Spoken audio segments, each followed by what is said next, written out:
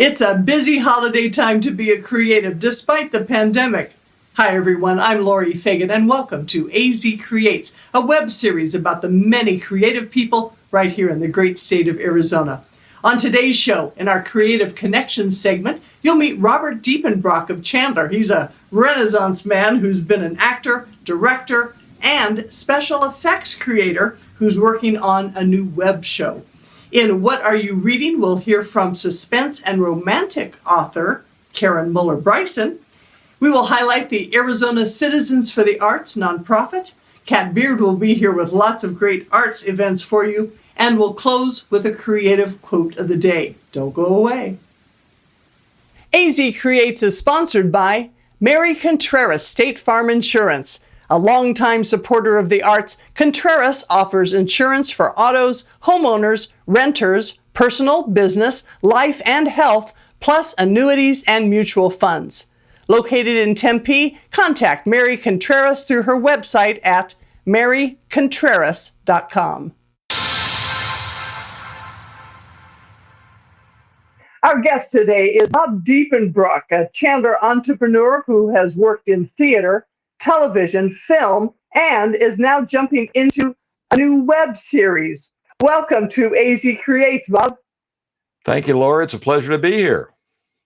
Thank you. Well, you have been an actor, a stage and television director, an Emmy Award-winning producer, director, writer, videographer, and editor. You did movie special effects for Industrial Light and Magic. You've operated a media production business called Bobcat Studios with your wife, our lovely and talented co-host, Kat Beard, of course.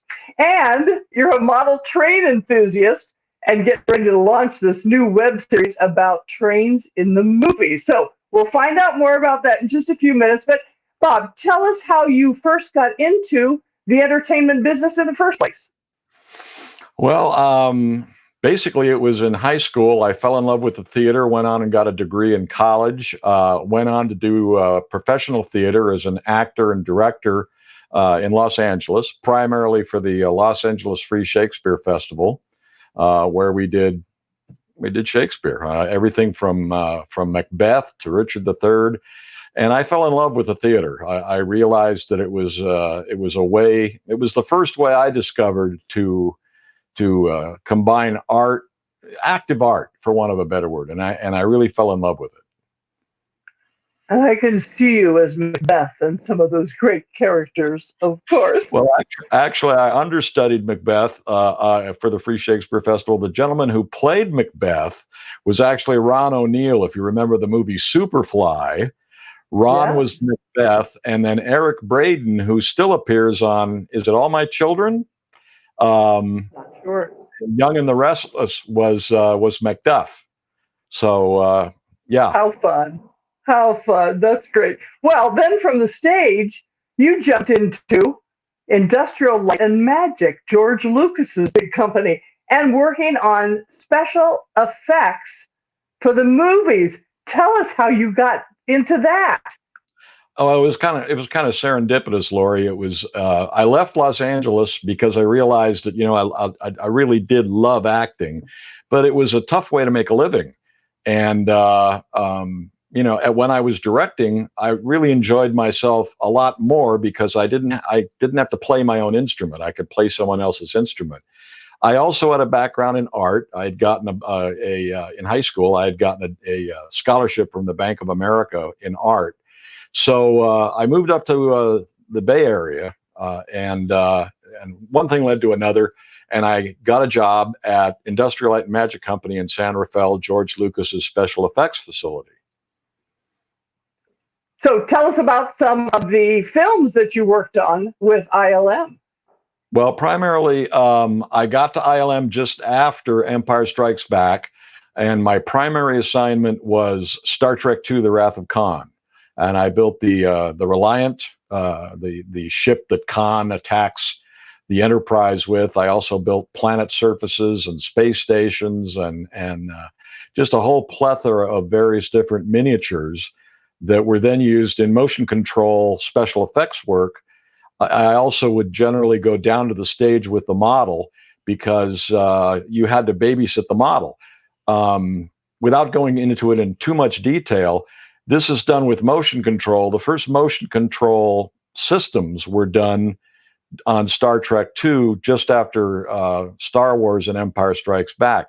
And that's where you duplicate exactly each move with the spaceship or miniature that you're photographing. So the camera is computer controlled as it moves past the model. The model is not moving, the camera is moving.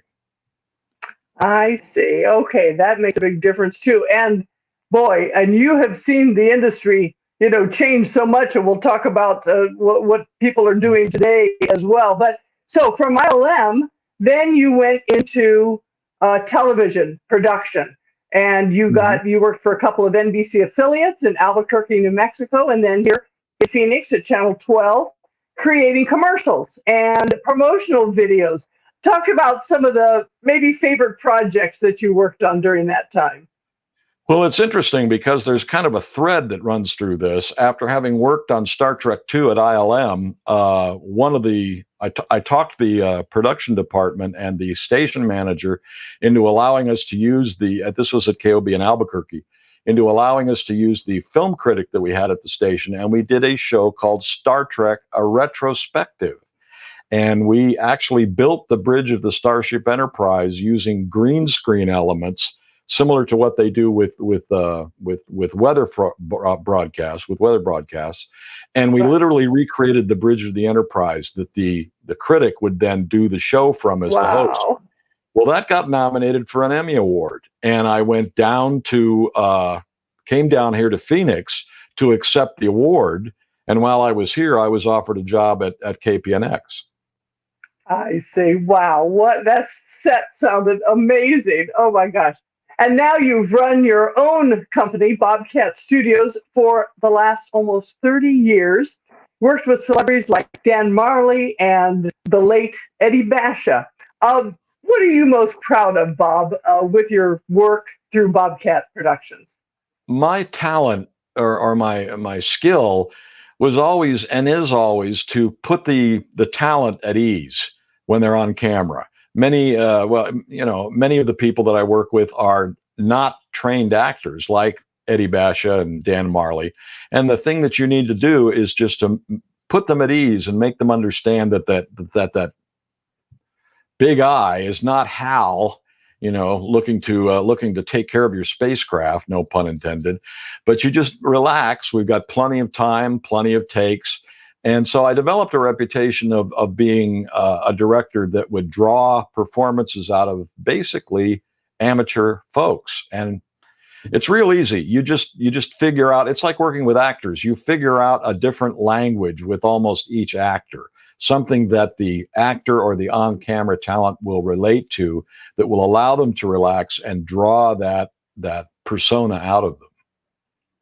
And then that's a great skill to have, because it is tough. They're just as nervous or more nervous than most people too. So when you can do that, that certainly, I'm sure, puts them more at ease, like you said, and to be able to really get the best product. And that's the whole name of the game, right? You want to get the best thing that you can, out of them. Well, it's really not rocket science. It's the idea that they don't have to be perfect. Many people they walk onto a set and there's lights and mics and cameras and cables, and it seems to make them think that they have to somehow be perfect, and they don't. A lot of these CEOs and talent, for example, Eddie Basha, companies are a reflection of the CEO's personality, of the leader's personality. So if you can draw that personality out and then present it to the audience, you're usually pretty successful. Good point. That's a good point. Now, you have personally then been a model train aficionado for quite a few years here. You've been published in magazines with some of your trains. How did you get into trains? Did this come as a kid or was it as an adult? And then let's talk about the new show that you have coming up. I got started as a kid. When I was about 8 years old, we lived in a town called Bakersfield, California, and it was a railroad town. My dad used to take us down to the yards, and I saw the last big steam locomotives before everything went absolutely to diesel, coming in and out of those stations. And I was bitten by the bug, as they say.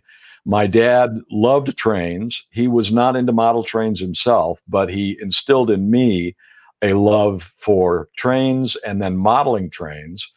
When I was again a kid, like most young men, I had, maybe women too, I had Lionel trains, and it rolled on a door under my bed.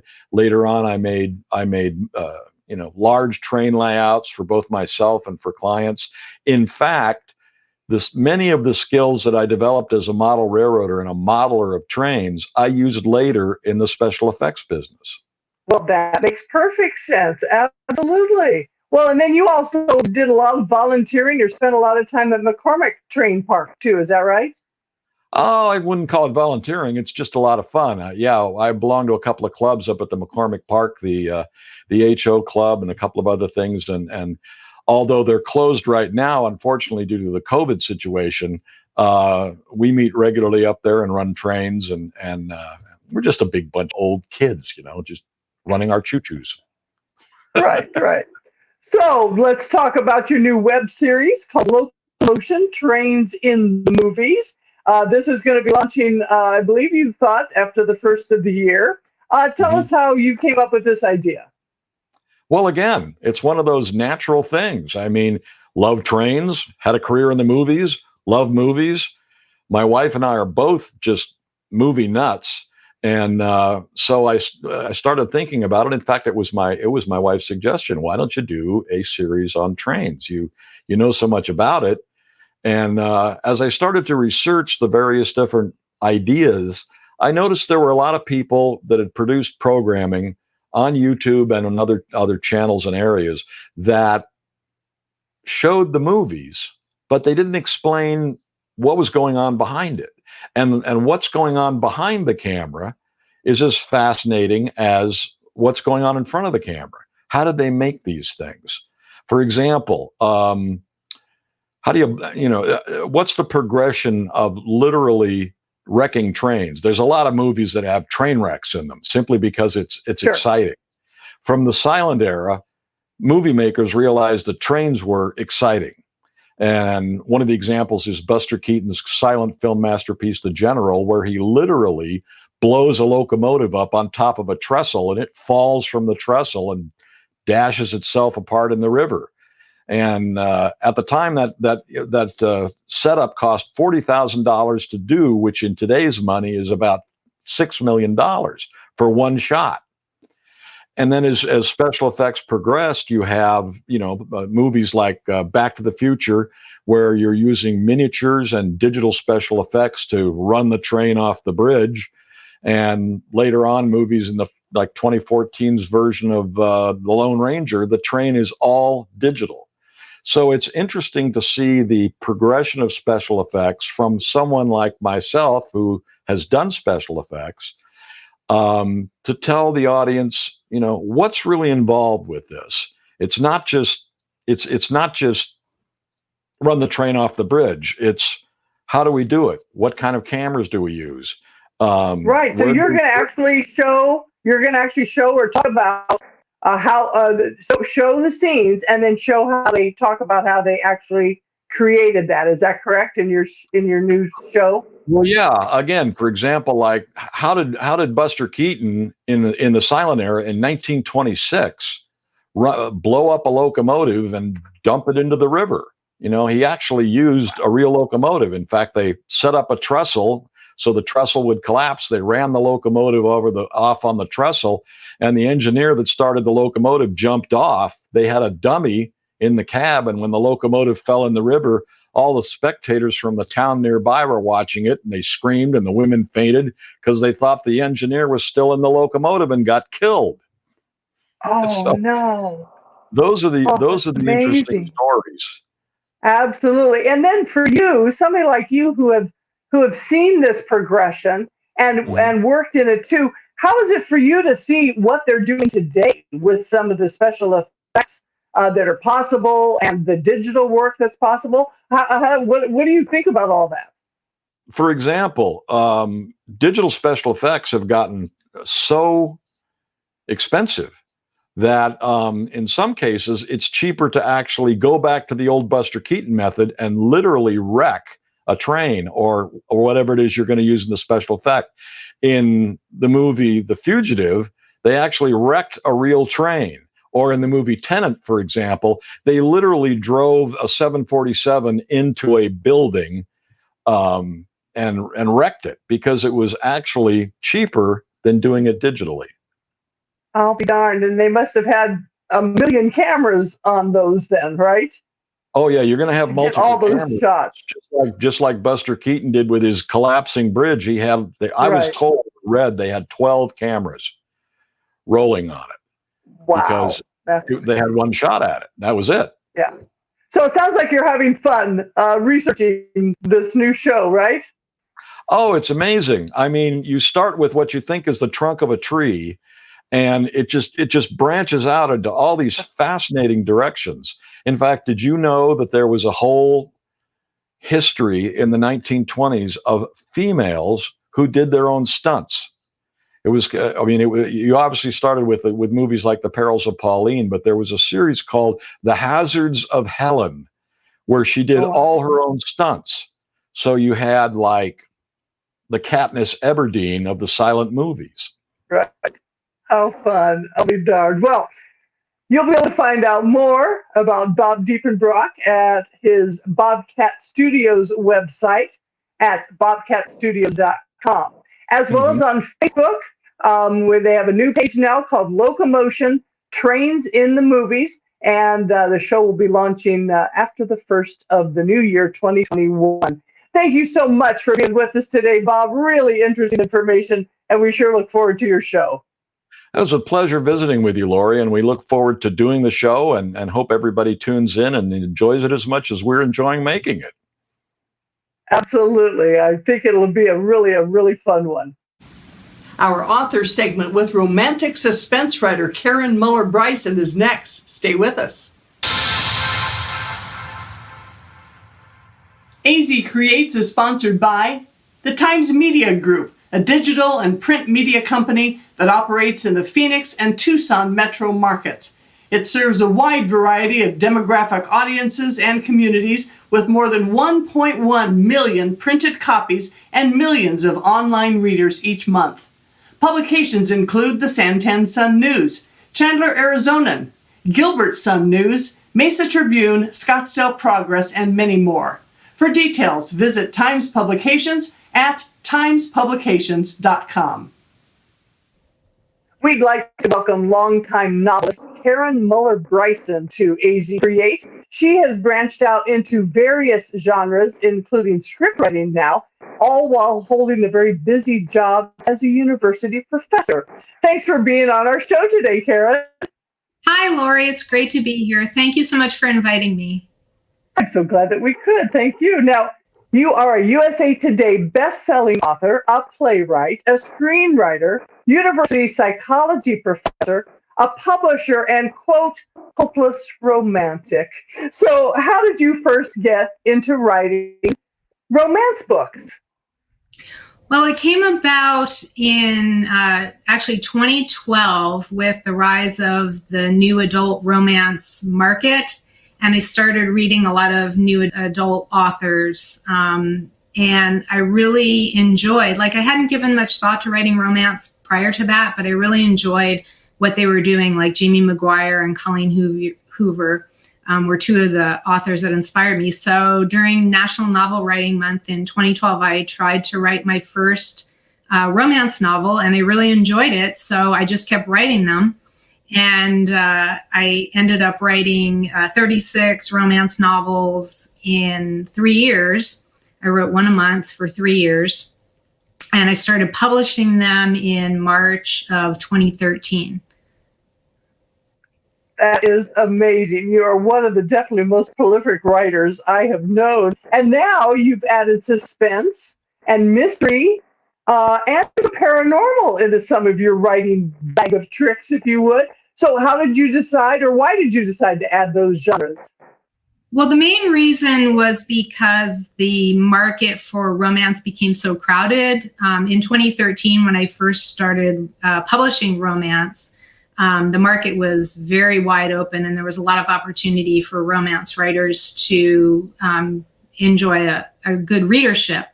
Then fast forward now to 2020, 7 years later, and it's a much more crowded space. I mean, there's thousands of books being published daily on Amazon, and a large portion of them are romance novels. So it's much more difficult to make an impact in that market. So I decided to try some other genres that I enjoy reading. And those are a few of the genres that I really like reading. So Great.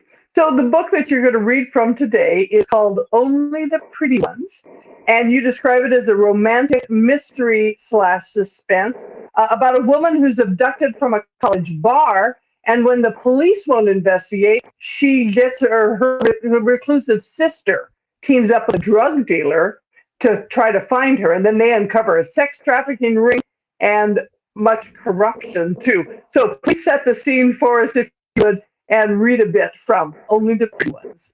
Thanks. In this scene, Maxie Ford's sister, Ella, has disappeared, and she lost her in a college bar, and she disappeared with a man named Sean. And so he is a guy who is a member of fraternity, and this is when Maxie goes to the fraternity to try to find her sister and Sean. The front door of the Sigma Psi house is propped open when I arrive. The place is packed. The party they're hosting seems to be in full swing. I have to push my way through a crowd of drunks, all shouting so they can hear each other over the obnoxious house music. I have no idea how I'm going to find Sean, or if I'm going to find him at all. Who knows where he took my sister? If I can't find him, at the very least, I need to find his cell phone number. When I spot a guy wearing a Sigma Psi polo shirt and make a beeline for him, he's chatting up a cute redhead. She's eagerly lapping up his pickup lines. Excuse me, I barge right into the middle of their cozy conversation. The redhead glares at me, even though it's obvious I'm not serious competition. The Sigma Psi furrows his brow like he's puzzled by my sudden appearance. I'm looking for Sean Harrison. The Sigma Psi shakes his head. He's not here. Where is he? I shout over the booming bass music. Gone. I need his phone number. The request gets the guy's attention. Who are you? A woman scorned. He frowns. What does that mean? Just give me the number. What do you need it for? He eyes me suspiciously. Why do you care? I glare right back at him. Sean had some business to attend to. When he smirks, I resist the urge to punch him right in his smug face. What kind of business? He laughs at me. The kind of business is none of your business. I cross my arms in front of me and shoot daggers at him. Give me the number. He's got one chance to deliver the goods. Or what? He says defiantly. Before he knows what's coming, I knee him in the groin. You bitch, he mutters as he doubles over in pain. All I wanted was a number. It was a simple request. You made it complicated. Oh my, sounds like that's a great scene. Thank you for reading that. Perfect. Hey, now, briefly, I want to mention that you're also a scriptwriter, and one of your screenplays that was based on this novel made it into the top 100 of the Los Angeles screenwriting competition. Congratulations. Thank you. And you've had a lot of other successes with some screenwriting in this last couple of years, too. What do you find most interesting or maybe challenging about writing screenplays versus novels? Well, screenplay format is completely different, but it forces you as a writer to be much more succinct because the average screenplay is only about 20,000 words, so you have to tell a complete story in a much shorter format. And it forces you to be much more specific and deliberate with what you're writing and how you're writing it. So it flexes some different muscles, and I really enjoy just being able to do something different with my writing skills. Absolutely. That's very cool. So a couple last questions. How has the pandemic affected you and your writing during this time? Well, I have to be honest, when we first started learning about COVID in in March. I was very nervous about it. Like many people, we didn't have a lot of answers to what was happening, and how are people contracting the disease. So I did a tremendous amount of reading about COVID and about coronavirus, way more than I ever wanted to know, as I'm not much of a science person at all. But I did dig deep into it and spent a lot of time just investigating and figuring out what was happening. And now that we know more and the scientists are giving us a lot more information about how we can prevent the disease, I feel like I can relax a little bit and focus more on my writing than on whether I'm going to die. Right. I know. And it's just been such an anxious time for so many people, for sure. The lightning round here, just some quick, short answers, if you would. What's the best time for you to create and write? I am a morning person, so I get up bright and early, usually between 4:30 and 5, and start writing. Okay. What's your favorite part of? My favorite part of writing is having written. There you go. How about the not favorite part of writing? The worst part is when you write yourself into a corner, which I've done on more than one occasion. I'm sure you can relate to that. That's for sure. And any advice to new novelists starting out there? Yes, I would say write consistently. It's just like working out. When you're trying to get fit, you have whatever you do, you have to do consistently. It's the same thing with your writing muscles. You have to be consistent, constantly working out those writing muscles. And also, I think it's really important to read, to be an avid reader, and to read just as much as you write. Good point.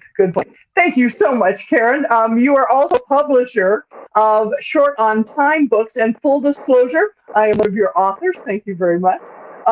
So you can find more about Karen Mueller Bryson on her website at KarenMuellerBryson.com, and also shortontimebooks.com. Thanks again, Karen. So appreciate you being on AZ Creates today. Thank you for inviting me, Laurie. It's been wonderful. You take care. Thank you. You too. Stick around for our featured nonprofit arts organization and a lot of upcoming arts events straight ahead.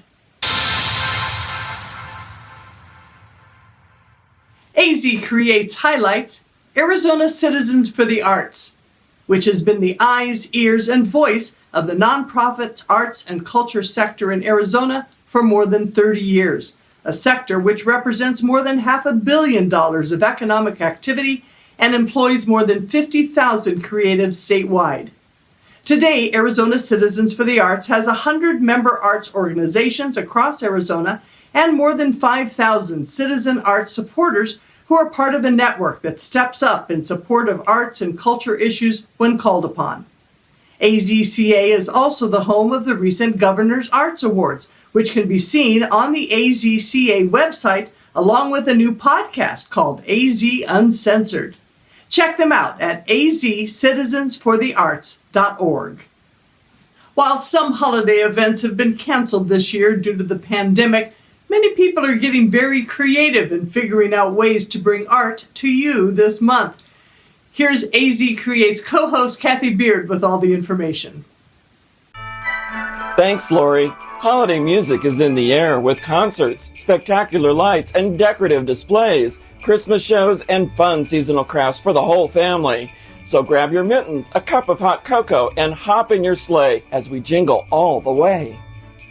Celebrate the season with the dazzling holiday lights at Salt River Fields through December 31st. It's a mile-long drive-through experience with more than 5 million lights dancing to music. Load up your family and friends to watch the action from the warmth of your car or from one of the electric carriages. For details, visit holidaylightssrf.com. Get in the holiday spirit as Tempe Marketplace transforms into a safe and whimsical winter wonderland through the end of December. Safely stroll through a supersized 40-foot-long star-shaped tunnel to mark the season with dazzling photos and merry moments. In Candyland Lane, experience giant gumdrops, larger-than-life lollipops, gigantic gingerbread people, and a hot cocoa pond complete with massive marshmallows. Old St. Nick is still coming to town, virtually though. Capture and create favorite seasonal memories with a digitally created photo. Go to the website for discounts too. Don't forget to grab a tag off the Salvation Army Angel Tree to shop and donate a gift for a child in need through December 23rd. Then have fun during the nightly snowfall at 7 and 8 p.m. near the district stage. Be safely spaced and watch as snow magically falls from the sky, turning Tempe Marketplace into a living snow globe. Plus, enjoy snowfalls every hour from 11 a.m. to 8 p.m. on Christmas Eve. No snowfall on Christmas Day. For all of the information, go to TempeMarketplace.com. Concerts are back at the Musical Instrument Museum in Scottsdale with a We 3 Christmas featuring singer Renee Patrick, violinist Suzanne Lansford, and pianist Nicole Pesci. That's at 7 p.m. Saturday, December 12th. Then Jim Brickman returns to the MIM with Comfort and Joy, with 4 performances in December and January, bringing his beautiful and soulful piano playing. All concerts are about 60 to 75 minutes, without intermission, with attendees sitting 6 feet apart. Masks are required. For tickets, go to MIM.org. For more music, Nash Under the Stars continues in the garden of the Arizona Jewish Historical Society, up the street from the Jazz Club in downtown Phoenix. There's a matinee and sunset show for longtime jazz singer Dennis Rowland with Diana Lee on Saturday, December 5th. And on Saturday, December 12th, trumpeter Mike Bax and his band play a tribute show to the late, great Clark Terry. There is seating at the venue for 50 guests, distance at a minimum of 8 feet from other parties, or you can enjoy a live stream simulcast at home. Tickets are available at thenash.org. Gather around the big screen for a host of virtual performances from the Chandler Center for the Arts this holiday. The Spirit of Christmas is presented by the Tempe Dance Academy December 4th through 6th as the CCA main stage turns into a winter wonderland in this special performance recorded in 2019. The program celebrates traditions from around the world, from Asia to Eastern Europe to indigenous peoples of America, and features a cast of more than 100 dancers, singers, and guest performers. Tickets include the 3-hour virtual performance, which is available with unlimited access for 3 days. A free concert by the Chandler Children's Choir will be at 7 p.m. Thursday, December 17th, with songs that celebrate Christmas and Hanukkah, sung by children ages 7 through 18. Then on Christmas Eve, the Chandler Symphony Orchestra String Quartet performs classic Christmas songs such as Silent Night, God Rest Ye Merry Gentlemen, Let It Snow, and more. The concert with beautiful arrangements for violin, viola, and cello is free at 7 p.m. Thursday, December 24th. For all of the details, visit chandlercenter.org. One of Southern Arizona's largest community arts celebrations is just north of Tucson at the Oro Valley Virtual Holiday Festival of the Arts and Tree Lighting through December 5th. There are virtual music events with the online tree lighting as the main event at 6 p.m. Saturday, December 5th with music and giveaways. Check out the website for artisan links and lots more at saaca.org Holiday Festival. Have some creative fun with your family this holiday season with online or in-person pottery classes through As You Wish Pottery. Participate in the Happy Holidays Platter painting class on Friday, December 4th at 6 p.m. for $45. Then prep for your visit from Santa with the Cookies for Santa set class, Saturday, December 5th at 9 a.m. for $35. Or make a deliciously fun jumbo cocoa mug, Thursday, December 10th at 11 a.m. for $25.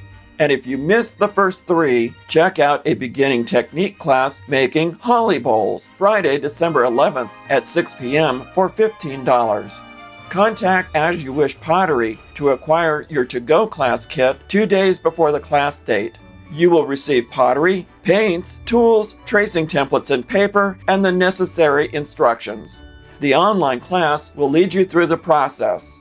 When finished, return the entire kit to As You Wish Pottery, and they will glaze and fire your piece, which will be ready for pickup in 5 days. To learn more and to check out other holiday class events, go to asyouwishpottery.com. The annual theatrical performance of A Christmas Carol will be held on an outdoor stage this year, as Child's Play presents the beloved Dickens classic through December 23rd. Popular actress Katie McFadden performs in a one-woman show, portraying Scrooge, Tiny Tim, and the ghosts of Christmas past, present, and future. For tickets, visit childsplayaz.org.